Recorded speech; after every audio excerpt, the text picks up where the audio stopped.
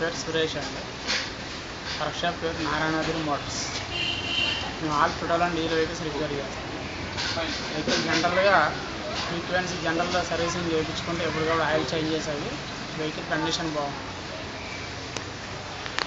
Years అవుతుంది పెట్టి almost 20 years అవుతుంది.